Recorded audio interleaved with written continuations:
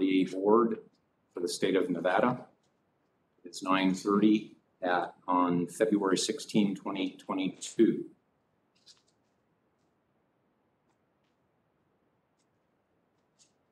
The record, Madam Secretary, should indicate that we have a quorum of the board. Member Rodriguez has been excused.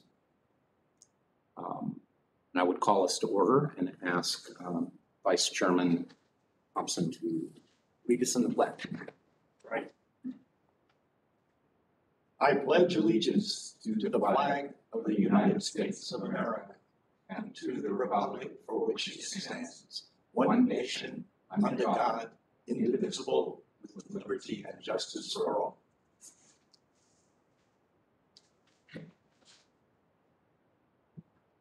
Secretary Moran, has this meeting been posted in accordance with the open meeting law? Yes. Thank you. Item 2 on our agenda is set forth pursuant to Nevada statute for public comment. Members of the public are invited to come and address the board with any issues or matters they want to bring to our attention. We may not take action on those matters, and we ask you to attempt to limit your comments to about 3 minutes. Are there any members of the public that wish to address us? If you would please state your name. Rich Frakes with Denver Cab Company. I just wanted to address the draft, the NFL draft. So that's coming up in like six or 8 weeks from now. And the last time we talked, I think Chief Aquino had some conversations with the NFL about where they were going to have it and the transportation. I just wanted to get ahead of it to get the industry to just so we can all kind of, collaborate and make sure that we do a good job and perform for the people that are coming to the city. Great. All right. Thank you for that. Are there any other members of the public that wish to address us? Is there any member of the public with us electronically that want to comment? Hearing none, I'll close the public comment session. Agenda item 3 is update regarding industry and agency collaboration workshops. And I believe our first one is scheduled for February 23rd. That is correct. What would you like to tell us, if anything? Other than we have the agenda or the workshop scheduled, I would request from industry that they have any items that they would like to discuss with the group ready. This is a great opportunity for you to have a free flow discussion with board representatives and agency representatives. So I hope industry takes advantage of that opportunity. We've already received a request for an item to discuss, or we received a request to discuss an issue that we calendared for that workshop. So we think it's a great opportunity for industry to come in and talk to the regulators. And so please take advantage of it. Great. Yeah, I encourage the industry and members of the public to do likewise.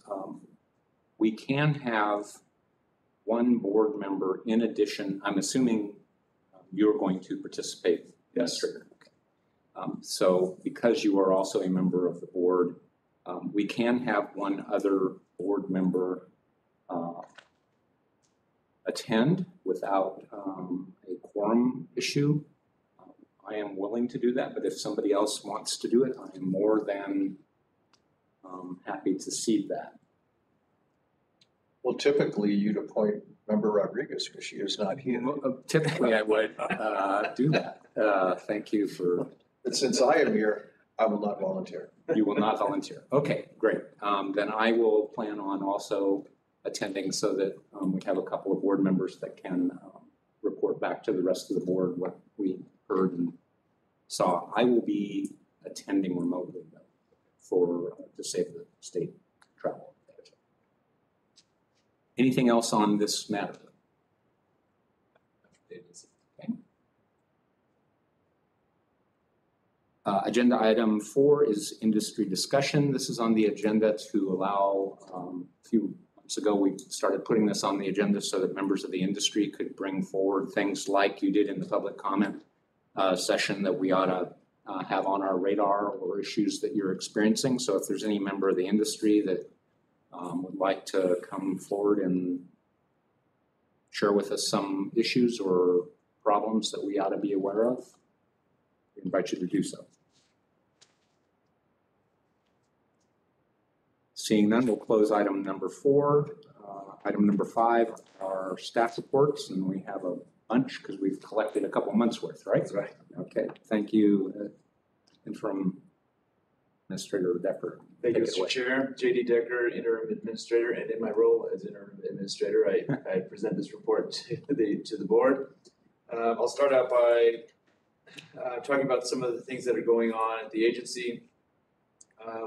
In the past month, we have created an equipment replacement schedule in accordance with the agency's submitted budget, so that enforcement and operations know what officer equipment needs to be replaced and when. We did not have that before, and equipment ordering has been an issue. So they now have a base document that will notify staff exactly when each piece of equipment needs to be replaced and which officer it goes to. And so the goal is to not have taxi cab authority officers buying their own police equipment, which has been occurring. There's still been a heavy focus on recruiting. I know I've said that for a long time, but we are actually making progress. We have a management analyst 2 candidate currently in background, who we're hoping to have start in the next couple of weeks, and that way Nancy will have some help. But this will fill the position that is responsible for collecting industry data and reporting the statistical metrics to the board as well as to the legislature. So it's a very important position that's been covered very graciously by Nancy and others at the Tax Cap Authority. Big job, and it's been vacant for I think over a year, if not much longer. So we're very happy to have that person starting, hopefully in the next week or two. We're still conducting interviews for Taxi Cab Authority officers. We have 4 remaining open positions, and those interviews are ongoing. So we're hoping to have those filled in the next month or so. Bring in the staffing rate from 40-50% or whatever it was 11 months ago. So that's good news for recruiting. Fleet management, we've taken a look at the vehicle. We still have 27 or 29 police vehicles from prior to 2019 when those 17 officers were cut. So those vehicles were not cut because they're owned by the agency. So a lot of those vehicles have been decaying while idle. So we've gone through and rotated some of the low mileage vehicles. We've got them fixed and rotated them into operations so that we can try to keep the mileage usage of the fleet relatively even. We're also deploying vehicles with more intention in mind. So we've got the truck signed. We're trying to rotate cage vehicles into the mix so that we don't have to rely on other agencies. Next item, I've authorized, there's significant salary savings because of the lack of an administrator position. I'm not getting paid by the agency, I'm getting paid by my home agency.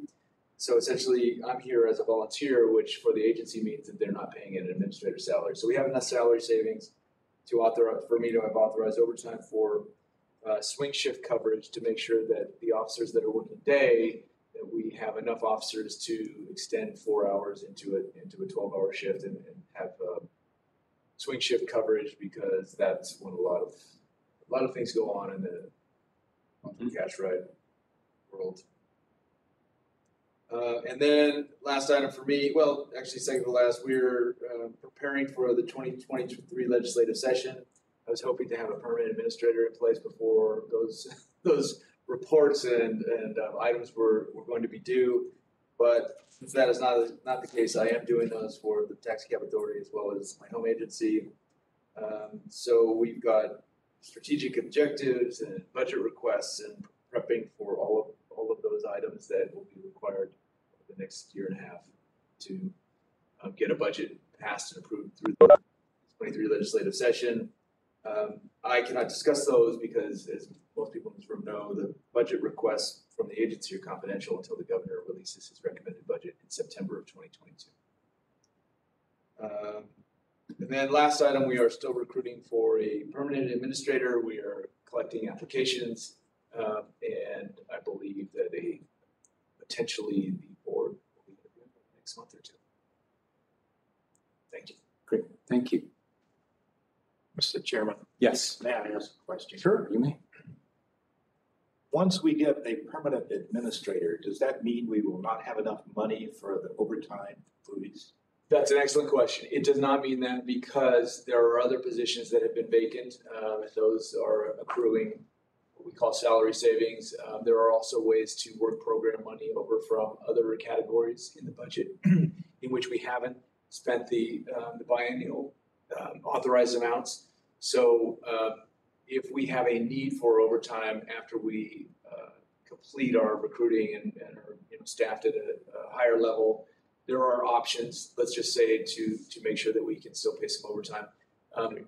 The one good thing about the Taxi Cab Authority being such short staff for so long is that some of that overtime, unlike some other agency budgets, has been included in the approved biannual budget, whereas other agencies can't get away with including overtime predictions, whereas the Taxi Cab Authority has been able to. So we do have some of that money for overtime. Thank you. Any other questions? Chief Aquino.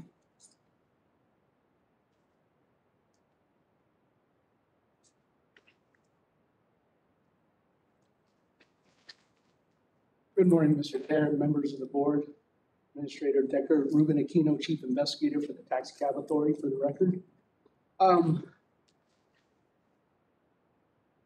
There seems to be a lot of things covered because it seems like I haven't been up here for quite a while. So just bear with me. I'm going to try to keep it as short and as possible. That's fine. We haven't heard. We haven't gotten this report for a couple of reasons. Not your fault, ours. Yes, sir. First of all, I'd like to put on the record and publicly thank Administrator Decker for his leadership. I mean, he's definitely filled a void in the last few months, and certainly guiding this ship in a direction where we can start to rebuild based on this temporary situation that we've had. And so I just wanted to say thank you for volunteering, right? Because it is a volunteer position, and he holds other hats now, or has been holding other hats. And so I just wanted to say that for them. So I'd like to begin my report with actually answering the question that Mr. Frakes had in regard to, if you don't mind, in regard to NFL and another special event that's coming up. And so let's begin with the NFL draft, which is certainly, I appreciate what he said. Where the whole entire world is going to be looking at us, and from the standpoint of how we're going to handle this, how we're prepared, and what the team looks like. So in December of 2021, actually, the NFL had reached out to me, and based on the fact that I had talks with them in the first NFL go around, and so we had discussions. Myself and the previous administrator had met with them, and there was some involvement, and our involvement is they wanted advice, consultation in regard to what's the best way to build, where to build a taxi cab stand. But not just a taxi cab stand, it would be a hub involving all of the other passenger transportation that's available, including limousines, Uber, and Lyft. So that's where we had left off. And so it was the meeting in December was a touch base meeting where, hey, we know you're still around. we're going to be in touch with you very, very shortly. I imagine I'll be getting a phone call sometime next month, early next month, which is not too far away. And so we're going to continue those conversations. They've picked out a couple of physical locations, and to be, as far as that location, that was something that they were discussing back in 2020. And so there's going to be, we're going to circle back to that and see how we can build that out so we can give the best possible passenger transportation for all these visitors that are coming. So we are on top of it. As a matter of fact, I had a conversation 2 weeks ago with Chief Todd Park with the NTA, and there was some communication from the NFL to him as well. So we are planning. As soon as we get additional information, we'll be notifying members of the industry. So we would love to have their input as well. And then once we get final input, they get a final build-out plan, physical build-out plan. My recommendations to the NFL representatives was we do a walkthrough, see what this looks like and what the traffic looks like and who our law enforcement partners are that are going to manage the perimeter. But our dedication would be inside that lot, making sure that drivers are following the traffic routes and the regulations, obviously, that govern them. So that's our commitment on our side. I don't have any details as far as NTA's involvement other than I know it's been communicated to them. Okay. So moving forward, in regard to Electric Daisy Concert. So Electric Daisy Concert has been happening almost a decade here in Las Vegas, and it was typically in May. But with the pandemic and that situation, they had the EDC in the fall of last year. So we were surprised, but not really, that EDC is going back to the May schedule. And so that's the next big event. And that's something that we've been involved in since the inception of Electric Daisy Concert, providing help, assistance, consultation on how to build good taxi cab stands and that sort of thing. So we're going to be involved in that pretty heavily this year. And speaking of being involved heavily, so the last Electric Daisy Concert, we had undercover investigators out there. Their primary focus was unlawful passenger transportation. And in a 3-night span, they took 14 vehicles. So it was a very, very busy time for us taking 14 vehicles. If we had more officers on staff, I'm sure that could have been easily doubled. But we did what we could. We took a lot of folks that had criminal records. They weren't vetted, obviously. They had warrants out for their arrests. In some cases, there were drugs in the car. So I don't forget, I just wanted to mention that pay compliments to the enforcement team that went out there that night or those 3 nights, led by one of my sergeants, Andrew Scott, who did a fabulous job in leading those guys and making sure that everything was done above board. So congrats to those guys and gals that made that mission complete success. So, and is there any questions in regard to what Are there any questions on? Oh, I'm sorry, on EDC or Pardon? I have a question it's a general question, I think. My understanding was that in the past, Uber and Lyft have raised their rates so that it's basically the same as the taxi rates. Is this still true? If you have a central location for pickup, then people will look and see what is your rate. And if it's the same, taxis will do fine. If they're more expensive, they might not. Sure. JD Decker for the record. There's been significant press on that in the past year. Uber and Lyft, there's a driver shortage across TNCs as well as taxi cabs, as well as every other type of ground transportation. In order to counter that, Uber and Lyft raised the rates so that they can pay the drivers more and induce more drivers to be behind the wheel. We know we've discussed that in past board meetings with the industry in regard to taxi cabs as well. It got to the point probably about a year ago maybe that the Uber and Lyft rates for the same trip became significantly more expensive than the rate for a taxi cab. I believe we're still in that same environment where it's more convenient sometimes and more economical most of the time to take a taxi cab in this current environment in Las Vegas. Thank you, that's good to hear. And I have a question, Mr. Chair. If you Sure. So, and this is partially for industry, but partially for the board as well. I know those of you that were here 6-8 months ago, I mentioned that I wanted the enforcement team to spend more time. They were probably 80-90% of their time was spent on the unlawful cash rides, what we call the undercover operations, where they pose as riders and order a car or unsolicited offers for transport. And I wanted them to spend more time, at least 40-50% of their time in uniform at the taxi stands as a deterrent.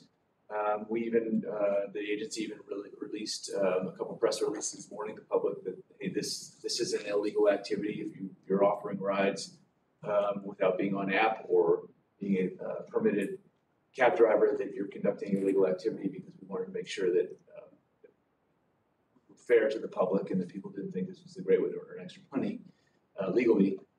So one of the things I also directed enforcement to do was to spend more time looking for taxi cab violations of traffic laws.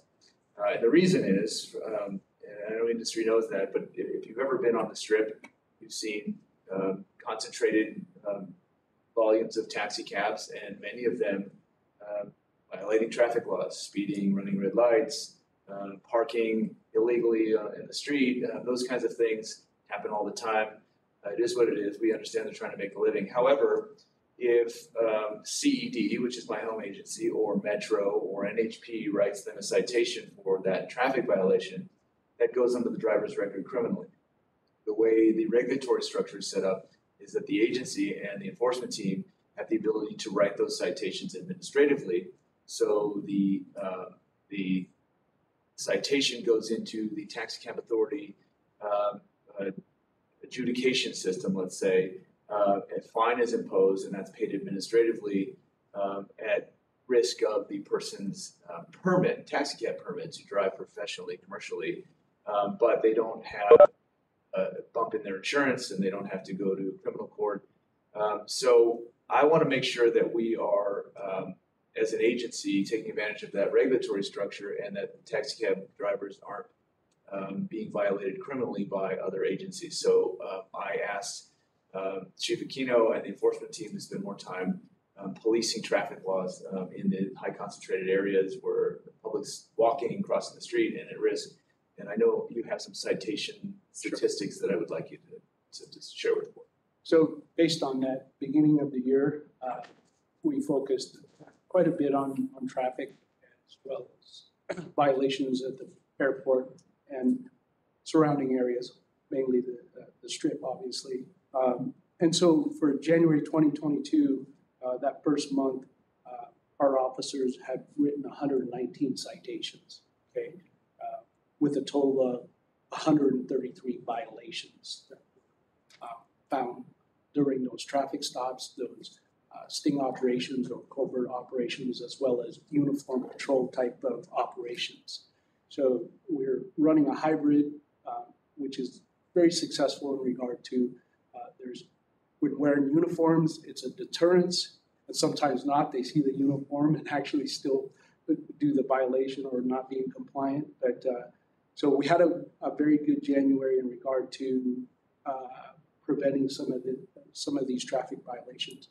As alluded by the administrator, we're seeing quite a bit of, I would say, reckless driving, in the fact that the speeding through the tunnel, completely disregarding pedestrian crosswalks by trying to shove that car through while pedestrians are crossing. There's been a couple of instances actually where we had moved to successfully revoke driver permits based on their driving actions. One was actually hitting a bicyclist on the roadway and trying to flee. So we thank the industry, that particular company, in providing us with certain video, and so we were very successful in making sure those people do not come back to the industry. Certainly, we don't need that type of behavior. So we'll continue under the direction of the administrator to do this hybrid model and continue our enforcement activities in uniform as well as in covert operations. And I just wanted to just mention briefly as far as impounds. 2021 was very busy for us in regard to unlawful passenger transportation. In the history of the Taxi Cab Authority, we've never broke 100 as far as taking UPTs off the road. So we had 101 In a month? For the year. For the year? Yeah, for the year. So just number-wise, 2020 for us, there was only 40 based on the pandemic. And years before that, 16, 29, 17, 53, 18, 60, 2019, 72, 2020, 40, and then 2021 was 101. So obviously, the work has not slowed down for us. Our resources are limited, but the bottom line is, I think, because of leadership, because of hiring the right people, because of training, those are all successful factors in trying to produce a very productive enforcement here. The one thing I don't think the administrator had mentioned was that we're looking at a 410 schedule, which we're trying to maximize our efforts, try to maximize and identify certain target points, target hours, target days, so that we can be a viable agency at providing this type of service, not only to the industry, but obviously to the state of Nevada. So with that, I think that's all I have for today. If there's any specific questions in regard to other activities or questions that you may have, I'd be more than happy to answer those. Chief, I have a question, kind of a rookie question, but we haven't had this report in a little bit. I think it's my only second one. Yes, sir. On the first page here in January, you had 16 citation defendants failed to appear. What happens? Sure. in those instances? That's a great question. So just bringing everyone through the cycle or the process. Whenever a driver is cited, he's given a court date, a preliminary court date, to where he can come in and pay the court fine or declare that he's not guilty and he needs to have a full hearing in front of the administrative judge. So in this regard, 16 individuals did not show up for the citation date that was put initially on the citation. So what happens is, when he doesn't show up, it's declared a failure to appear, and Nancy's staff will then communicate with the company and putting that driver temporarily suspended until they come in and pay that fine, right? So Or ask for a hearing. well, he's past that point. Okay. Yes, he can appeal it. He can appeal it and ask for a hearing. But the bottom line is, if he was summoned to appear at 9 o'clock on Tuesday, he did not show up, he's lost that opportunity to keep his permit possibly. Two, we try to reduce some of these fines. So there's an automatic reduction if you show up early. So it serves many purposes. One, not to bog down the court with a whole bunch of cases, but at the same time, it's a practice that we've done just like in other courts, that there's a reduction for an opportunity for that person to say, hey, you know what, I did something, I was not in compliance, but they're benefiting from a $20 discount. So Chief, that's a program that I remember implementing 4 years ago when I was interim administrator. That's still going. Yes, sir? And it's just so we're clear, the category that says waived before hearing, are those the ones that are settled prior to the hearing? Yes. Okay. Yeah, you see the word, it's been labeled walk-ins. So they come in and say, hey, before my court date, I'm gonna come in and say, hey, I wanna pay this fine, okay? So that's the walk-in, right? So Nancy's staff, which is extremely busy trying to get process permits, but we're also processing now on the other side of this. We're writing a lot of citations, and so they're busy. They're just busy wearing many, many hats. But hopefully that answered your question, sir. And also, many times, drivers will come with an excuse. I'm sorry, I was late for whatever reason. And we give them an opportunity to pay or at least have a hearing on that date. There's been those instances as well. It's not a complete shutdown, but the bottom line is most of them don't have an excuse. They don't show up. We communicate with the industry members and say, hey, your driver didn't show up. They're suspended until they come back in. Okay? And when we call this court, we're talking about the administrative court that's Yes. conducted under 706. Yes. I have an unrelated question on the last report, Yes, sir. monthly report. And I'm not trying to create a whole bunch of work. So if it's a whole bunch of work, say it's a whole bunch of work. Would it be possible to have in graph form, in a graph form, over time, maybe for the last 6 months,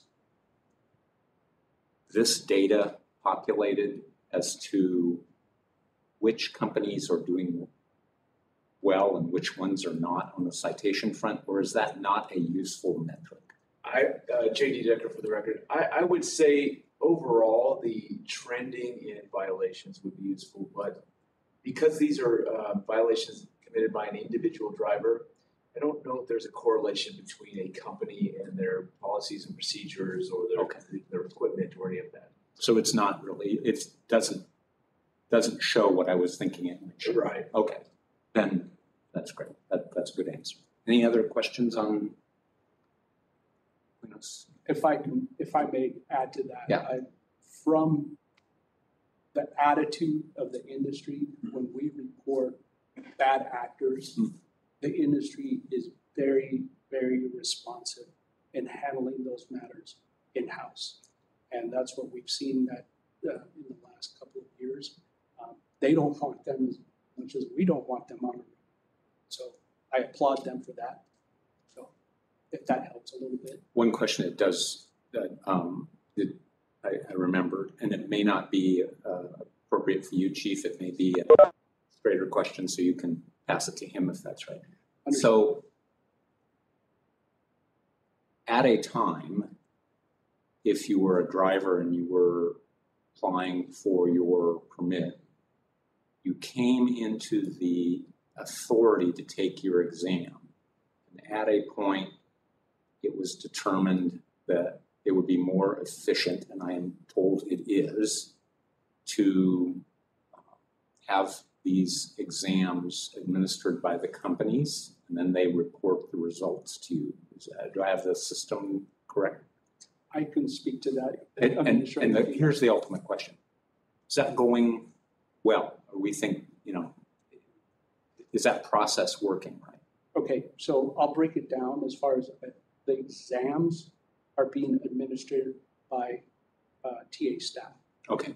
When I say exam, what I'm talking about is basically an English proficiency test. Oh, okay. So very basic, pursuant to statutes that they have to read, write English language, right? So I believe what you're speaking to is something that was changed a few years ago in regard to driver safety right class. Training. Yeah. Right. And so it's a very good question. Some companies, from what I've seen, my experience, that they're very thorough with it. And so, and some, I think, as an agency, that would be something I wanted to bring up to new administration, but I'll bring it up now, that I wanted to take, we need to take a look at what they're teaching, because there's some additional information that needs to be updated. When it was us, when we were doing it for many, many years, obviously those updates were built in, meaning because we knew the trends. Right. And so it was my officers or the agency officers that were actually instructing the classes, the safety standard classes, which they have to do. But it's been turned over to the industry. And for the most part, what we did was we basically had a PowerPoint, we transferred it all to them, and then they followed our lesson plan. And then they would issue a certificate stating that they had taken the class, and they would present it to the Nancy staff. That's how we would process them. So it is happening. It's a must. Right. It's a must. Well, it's statutory. So, Yes. yeah. Right. So one thing that would be great in the workshop is to hear from the industry. That's the very good question. Hey, what's new? What should we add in there? That sort of thing. So it would be very, very helpful. And I'll just, one more thing about that. For instance, during a pandemic, it would have been nice if that information was given out to the drivers in regard to masks and having a complete understanding that this is a federal mandate. Right. This is not what Administrator Decker or you, the chairman, that has put out there. No, this is federal, right? And so to get rid of some of that confusion that we've gone through it, and we're doing pretty good. The drivers are doing pretty good. Administrator. JD Decker for the record, as administrator, I'm happy to hear that the training program was provided by us. We don't have auditors, education auditors who go out and check it, and my guess is it probably needs to be updated because it was probably provided many years ago. I don't know that we have the staff to do that, but I'm very excited about the management analyst too that's coming on board, because that is something that between her and Nancy that we could potentially get done in the future, is to take another look at that class and give it to the enforcement experts to update and re-provide to them. Well, just so you understand my perspective, it seems totally reasonable to have the certificate holders doing that training because it's their insurance and their liability on the line. But I think we've just hit on the kind of the question I had is what quality control do we have between company A and company B to make sure that we know that they're getting the same level of training? That's the only question I have. And the answer to that would be none. Because we don't have an education officer and have an auditor, so we don't have anybody necessarily following up on how that training program is being implemented or even updating it. So that would be something we put on the agenda in the future for a permanent administrator to find staff. Can you add that to the list? I'll add that to the list. I'll add the list. Yeah, I don't want to. Yeah, I'll add it to the list for the new guy or girl. Yeah, right. And that wasn't intended as a criticism. It was Right. just mainly you set up programs and then they run on autopilot for a while, and do we know that it's still working? Thank you. Any other questions? I have one last question that kind of was based on the chairman's request earlier. And then when I took both of your answers, can I infer from your answers that we don't really see a trend with one or more companies having a lot more violations than others? Or is there some companies, and don't mention them in a public meeting by name, but are there some companies that are continually have problems versus others that don't? I'm going to say offhand that because these are individual violations by individual drivers, that we don't have a company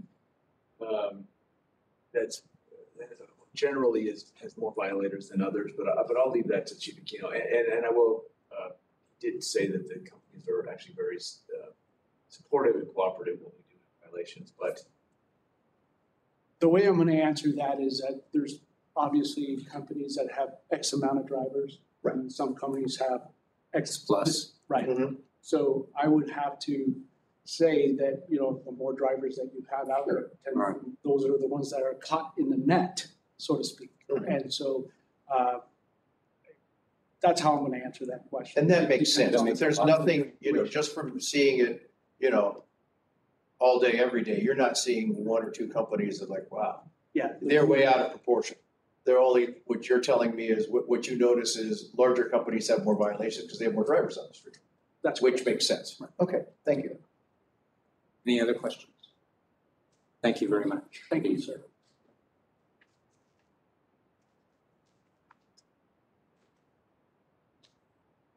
Anything else? Nothing else. Well, I do have one other issue. I was gonna wait for the, for D legal counsel, but we're not there yet, so I'll just add this on to as an addendum to sub A, which is the Right. administrator's report. I did just want to, mention publicly that the governor's, most recent executive order that withdraws the mask mandate for, public buildings and et cetera. We did some research to determine how that applied to industry. And the industry still falls under the CDC federal guidelines as being part of public transportation. And until that CDC order is updated, public transportation is still required to be masked, both the operators and the customers. We've seen a little bit of issue with that because people come out of a casino, they want a taxi cab, and they are asked to mask up. But those people who came here by plane had to mask up to get here, so it's a little bit of an issue, it's a little bit of a disparity, but it is what it is. There's nothing we can do about it other than monitoring the federal response to developments with COVID. On legal counsel's report, Attorney Ricker was excused by me for the meeting for another obligation, so we'll catch up with him at another time. Are there any future agenda items staff wants to bring to our attention?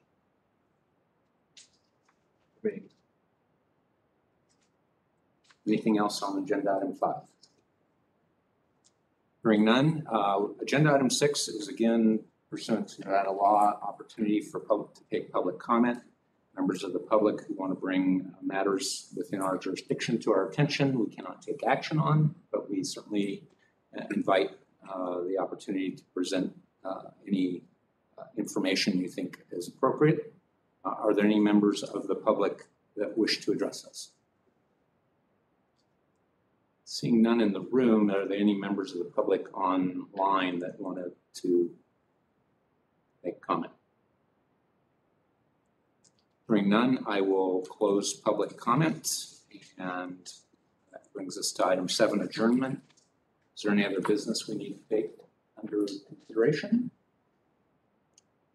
If not, and there is no opposition, I'll deem us adjourned. Thank you. Thank you.